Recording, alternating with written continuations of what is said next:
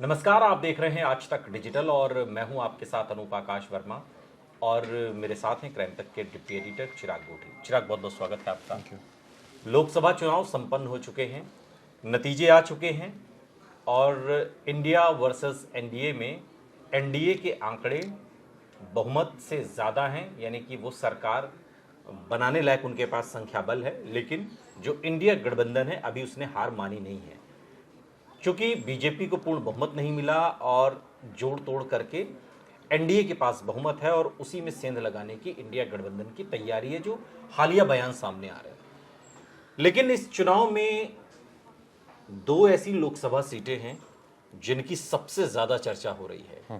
राज्य है पंजाब और पंजाब की दो लोकसभा सीट फरीदकोट और खंडूर साहिब।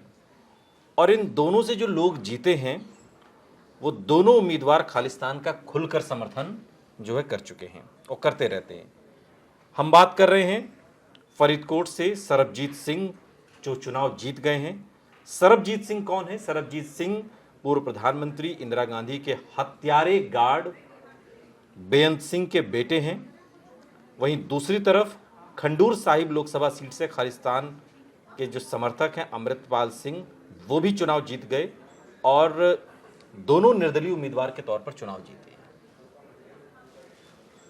सरबजीत सिंह पर हम आएंगे, उस पर बात करेंगे, लेकिन अमृतपाल का चुनाव जीतना, चिराग, ये क्या मैसेज देता है? तो खुल्लम खुल्ला सारी चीजें सब कुछ पटल पर रही ना खालिस्तान से जुड़ी हुई।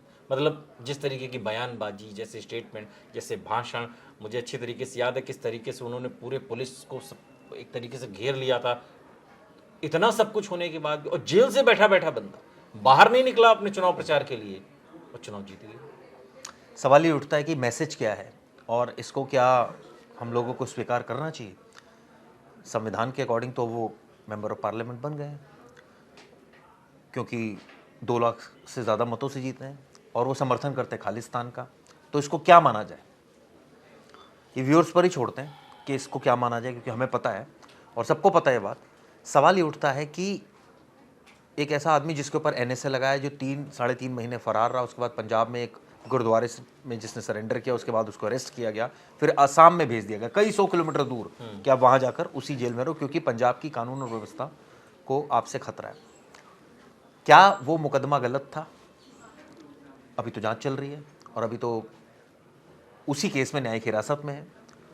लेकिन इस बीच जब इलेक्शन होता है तो उनको इतना भारी सपोर्ट मिलना, तो क्या ये कहा जाए कि पंजाब में अभी भी कई ऐसे धड़े हैं जो हम हमेशा से देखते हैं खालिस्तान को सपोर्ट करते हैं। और अब जिस तरह से कुछ, अगर वहाँ पार्लियामेंट की अगर सीट, मुझे लग रहा है 11 या 13 सीट्स हैं पंजाब में, 13 सीट है, और उनमें से अगर 2 सीटों पर आप सोचिए कि स्थिति इस तरह की है, तो इसको क्या माना जाए? क्या सिर्फ इसको 2 सीट तक सीमित रखा जाए या इसको ओवरऑल पर्सपेक्टिव में देखा जाए? एक तो ये बात है। दूसरी बात, अमृतपाल को लेकर हम सबको पता है कि लवनप्रीत को छोड़ा गया, वो भी सरकार ने दबाव में छोड़ा, और उसके बाद हमला हुआ था पुलिस स्टेशन पर, ये भी हम सबको पता है। उसके बाद ये फरार चल रहा था, उसके बाद अरेस्ट किया गया। तो ये कहा जा सकता है कि भाई अब तो मैंडेट स्वीकार है, आपके पास क्या ऑप्शन है कहने का कि भाई अब अगर उसको बेल मिल जाती है अमृतपाल को आने वाले वक्त में, तो वो संसद भवन में जाएगा और वहाँ बैठेगा, क्योंकि वो पार्लियामेंटेरियन हो गया। दूसरी तरफ आप बात करें, जो बेअंत सिंह है उनके बेटे, वो भी जीत गए हैं। एक और मैं बात करूंगा जम्मू कश्मीर में राशिद, जो कि तिहाड़ जेल में बंद है अभी, और उन्होंने वहाँ के जो सबसे धाकड़ और सबसे धुरंधर नेता हैं उमर अब्दुल्ला, जो कि जम्मू कश्मीर के सीएम भी रहे हैं, उनको हरा दिया 2 लाख मतों से करीबन। सवाल यह है कि जेल में बैठकर अब वो कैसे सियासत करेंगे, क्योंकि तो बड़ा मुश्किल है करना। कैसे करेंगे ये तो एक सवाल है, लेकिन सबसे बड़ा सवाल ये है, या इसे हम लोकतंत्र की खूबसूरती कहें या लोकतंत्र के साइड इफेक्ट कहें, जो भी शब्द हम इस्तेमाल करें, फिलहाल ये सब माननीय हैं, माननीय सांसद।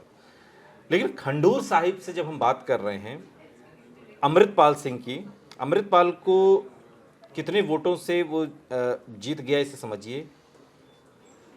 1,97,120 वोटों का अंतर है। कुल 4,04,430 वोट मिले।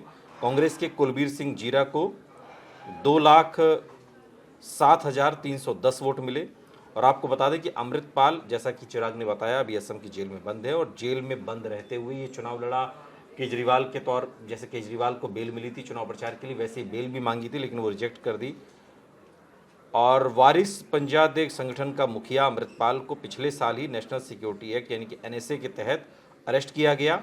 2019 के नतीजों की बात करें तो यहाँ कांग्रेस के जसबीर सिंह गिल की जीत हुई थी, जो इस बार कांग्रेस ने यहाँ पर कुलबीर सिंह जीरा को उम्मीदवार बनाया था, लेकिन इन सबको पछाड़ते हुए अमृतपाल ने जीत हासिल की। अब इस पर बहस होती रहेगी, उससे फर्क नहीं पड़ता। सत्य यही है कि ये जो हमारी खंडूर साहिब सीट है, यहाँ से अब अमृतपाल सिंह ने जीत दर्ज की। लेकिन इससे इतर जो सरबजीत सिंह की जीत है, बेअंत सिंह हम सभी जानते हैं, इंदिरा गांधी का हत्यारा, इंदिरा गांधी की सुरक्षा में तैनात, जिसने इंदिरा गांधी पर गोलियों की बरसात कर दी थी, जिससे उनकी जान चली गई। ये बात सर्वविदित है। और थोड़ा सा इसमें अगर हम बैकग्राउंड बता दें इस फैमिली का, 1984 में इंदिरा गांधी की हत्या हुई और उसके बाद जो इलेक्शन हुआ उसमें कांग्रेस को फुल नंबर्स उनको मिले थे। लेकिन जब 89 का इलेक्शन होता है चिराग, तो सरबजीत की माँ यानी कि बेअंत सिंह की पत्नी बिमल कौर इंदिरा गांधी की हत्या के बाद लोकसभा का चुनाव लड़ती हैं और इतना ही नहीं, उन्हें जीत भी मिलती है। वो रोपड़ सीट से सांसद बनी और उसी साल उनके दादा यानी कि बेअंत सिंह के पिता भटिंडा सीट से सांसद बने। और अब जो है सरबजीत, उनका जो लड़का है, उसने भी जीत वहाँ से उन्होंने दर्ज कर ली है फरीदकोट सीट से। ये जीत क्या कहती है? देखिए, हम ये नहीं कह सकते कि इतने सालों बाद, वो तो 5 साल बाद ही जीत गए थे, उनके परिवार वाले तो 2 लोग। इस तो जीत का क्या मतलब, इस जीत क्या का मतलब मैसेज क्या है इसका? लोगों ने उनको सपोर्ट किया, उनकी विचारधारा को सपोर्ट किया। क्या विचारधारा?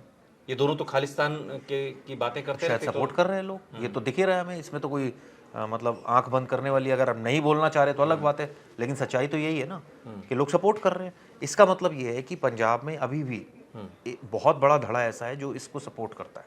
हालांकि हमारा संविधान सपोर्ट नहीं करता, हम खालिस्तान की अवधारणा के खिलाफ है, लेकिन अगर एक ऐसा धड़ा कर रहा है सपोर्ट तो उनको समझाने की जरूरत है। सरकार का काम है, लेकिन शायद ऐसा नहीं हो पा रहा है, जिसका नतीजा हम पटल पर देख रहे हैं। जो स्थिति बन रही है, जो कि हमने देखा 2-2 सांसद वहाँ से जीत गए, 13 में से 2 वो जीत गए। मुझे लग रहा है कांग्रेस के शायद 6-7 जीते हैं वहाँ से, आम आदमी पार्टी के 3 जीते हैं वहाँ से। तो कहने का मतलब है जो पार्टी जिसकी सरकार है वो तो वहाँ धराशायी हुई, उलट कांग्रेस के ज्यादा जीत गए और निर्दलीय 2 जीतना, ये बहुत बड़ा मैसेज देता है। सरबजीत सिंह का 70,000 वोटों से जीतना। और यहाँ पर मुकाबला किससे था? बीजेपी ने दिल्ली से जो सांसद थे हंसराज हंस, उनको यहाँ से उतारा था, और कांग्रेस ने मोहम्मद सादिक को और आपने करमजीत अनमोल को यहाँ से उतारा था। और ये तीनों ही पंजाबी सिंगर हैं और तीनों पंजाबी सिंगरों को पछाड़ते हुए बेअंत सिंह के बेटे ने, सरबजीत ने, यहाँ से जीत हासिल कर ली। अब क्या ग्रास रूट लेवल पर जो चीज़ें चलती हैं उनको क्या बाकी पॉलिटिकल पार्टियां भी नहीं समझ पाती हैं? या अब जैसे जेल में बंद है सरबजीत, ये अमृतपाल, अब क्या होगा, भविष्य क्या होगा? अभी तो वो तो उसको तो जब कवरेज, उसको प्रचार तक के लिए उसको मोहलत नहीं मिली, तो क्या होगा? आपको क्या लगता है जो वोटर वोट डाल रहा है उसको ये बात नहीं पता? उसको नहीं पता। हम सांसद चुनते हैं तो हम सांसद क्यों चुनते हैं भाई? हमारा सांसद हमारे सुख दुख का साथी रहेगा, हमारे उसमें आएगा। यही होता है ना कि भाई कभी आए हैं सांसद, कभी मिलने आए सांसद, कभी दिखे नहीं सांसद। एक आम, हमने भी इलेक्शन कवरेज की, उसमें यही होता है ना कि सांसद साहब दिखते नहीं है अगर लोगों की शिकायत होती है। तो यहाँ तो बिना दिखे ही जीत जा रहा है बंदा। हाँ, तो सपोर्ट कर रहे हैं लोग, सीधी सी बात है। और जहाँ मैंने एक बात बोली कि 2 सीटों पर उनका आना ये अवधारणा को स्पष्ट कर रहा है। तीसरी बात आपने कहा कि मुद्दे जो हैं वो कई पॉलिटिकल पार्टी समझ नहीं पाती। शायद बीजेपी वाले भी यही सोच रहे होंगे कि वो नहीं समझ पाए जो जनता चाह रही है। देखिए, जनता ने तो अयोध्या में भी हरा दिया बीजेपी को, हाँ, तो फैजाबाद में, सॉरी फैजाबाद, तो कहने का मतलब ये है कि अच्छे खासे मार्जिन, 54,000। हाँ, तो कहने और बीजेपी तो ये एनडीए तो प्लान था कि 400 पार, लेकिन अब देख ली कहाँ खड़े हो गए। कांग्रेस ने कभी नहीं सोचा था कि इतनी बम्पर जीत वो भी यूपी में उनको मिल जाएगी। समाजवादी पार्टी ने नहीं सोचा होगा, या सोचा होगा 2004 के बाद ये बड़ी जीत है। तो कहने का मतलब है वोटर, और इनके बीच में एग्जिट पोल भी सब आ रहे थे, ठीक है। अब वो इशारा कुछ और कर रहे थे। इन सब के बीच जो स्थिति दिखी वो ये दिखी कि हम लोगों ने ये देखा कि अरे ये तो बड़ा नेक टू नेक मामला हो गया। कहने का मतलब ये है कि अंडर करंट लोगों के जहन में क्या है और मेजॉरिटी के जहन में क्या है। मुझे लग रहा है कि अब अगर कोई परसेप्शन बनाने की कोशिश करता है ना, तो लोग तो अब वही करते हैं जो उनको ठीक लगता है। ठीक है, और यही ये दिखाई दिया है इन नतीजों में, खासकर पंजाब की ये जो 2 सीटें हैं जो निर्दलीय जीत के आए हैं। बेन सिंह के बेटे सरबजीत, जो इंदिरा गांधी का हत्यारा बेन सिंह था, और अमृतपाल। अब कहीं ना कहीं बहुत सारी इसमें चर्चा होगी, बहस होगी, लेकिन सत्य यही है कि अब ये दोनों माननीय हैं। बहुत बहुत शुक्रिया चिराग, इस तमाम जानकारी के लिए आपका। यहाँ रुक रहे हैं, लेकिन आप कहीं जाइएगा नहीं, बने रहिए हमारे साथ, देखते रहिए आज तक डिजिटल।